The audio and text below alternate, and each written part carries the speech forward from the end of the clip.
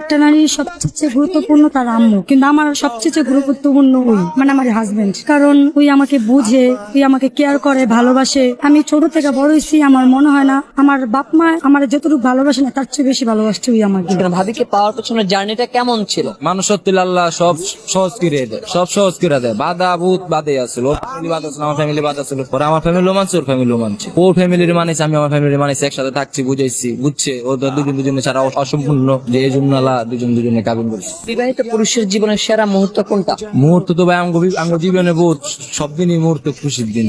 একটা মুহূর্ত হচ্ছে ওকে আমি যেদিন কাবিন করে না সেদিনকে আমার সবচেয়ে খুশির দিন।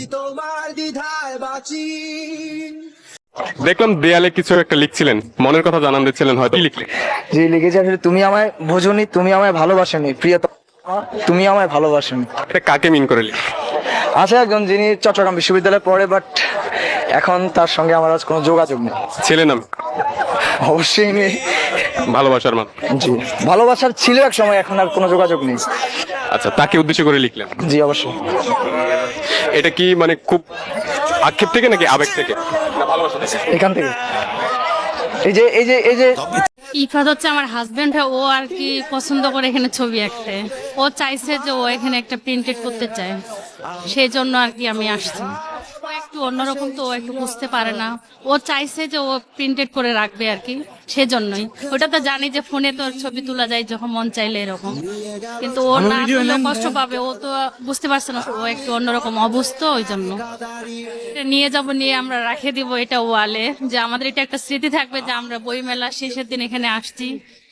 আর এটা নিয়ে যাবো, তার মানে ইফাজও অনেক খুশি হবে। আমি ওকে এটা ভালোবেসে দিচ্ছি যে ও আমার কাছে চাইছে যে সাথে আমি এখানে একটা প্রিন্টেড করবো যেন ও ভালো থাকে। আমি তোমার দ্বিধায় বাঁচি, তোমার দ্বিধায় পুড়ে যায়, এমন দ্বিধা পৃথিবীতে তোমায় চেয়েছি পুরোটা। একটা মেয়েকে ভালোবাসতাম, তার ভাল লাগছে আমার এক বন্ধুরে, তাকে বিয়ে করতে।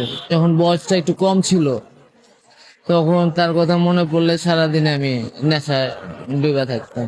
রাস্তায় থাকি, তারপর তো তাকে আমি ভালোবাসি ভাইয়া, কি করবো। এখন মেয়েদের প্রতি আমার একটা ঘৃণা তৈরি হয়ে গেছে, ভাল লাগে না মেয়েদের দেখলে, এখন আমার বিরক্তি লাগছে। তুমি কি দুঃখ চেনো চেনো না? তুমি কি আকাশ চেনো চেনো না? তবে চিনবে কেমন করে আমাকে, তবে চিনবে কেমন করে আমাকে।